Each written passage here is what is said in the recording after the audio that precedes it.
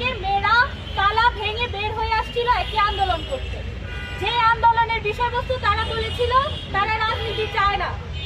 প্রথমেই আমি বলে দিতে চাই, যে 3টি মেয়েকে বহিষ্কার করা হয়েছে, হলে সিট কাটা হয়েছে, তাদেরকে কোনো পলিটিক্যাল ইস্যুতে সিট কাটা হয়নি। এটার সাথে রাজনীতির কোনো সম্পর্কই ছিল না।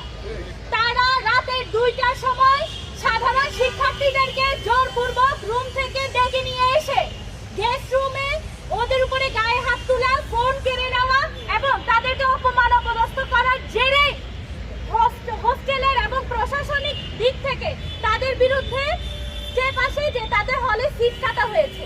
কিন্তু তারা উদ্দেশ্য প্রণোদিতভাবে নিষিদ্ধ ছাত্রলীগ এবং গুপ্তলীগ একত্রিত হয়ে এই ক্যাম্পাসকে অস্থিতিশীল করার লক্ষ্যে কালকে এই মবটি সৃষ্টি করেছিল।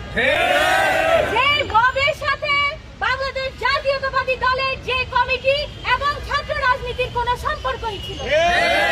তাদের বিরুদ্ধে প্রতিবাদ জানিয়েছিল সাধারণ শিক্ষার্থীরা। তাদের ওই সাধারণ শিক্ষার্থীদের প্রমাণ এবং তথ্যের ভিত্তিতে আমাদের প্রশাসন তাদের বিরুদ্ধে ব্যবস্থা নিয়েছে। কিন্তু তারা মিথ্যা তথ্য ছড়িয়ে কালকে একটি মব সৃষ্টি করেছে এবং এই মবের মধ্যে উদ্দেশ্যটাই ছিল এই ক্যাম্পাসকে অস্থিতিশীল করা। যেহেতু ঢাকা শহরের আর এই ক্যাম্পাসটি ব্যতীত আর সব ক্যাম্পাসে এই যে শিবির একটি অবস্থান করতে পেরেছে, তিতুমিরে পারেনি, তাই মেয়েদের হলগুলোকে তারা খারাপ অসৎ উদ্দেশ্যে ব্যবহার করে।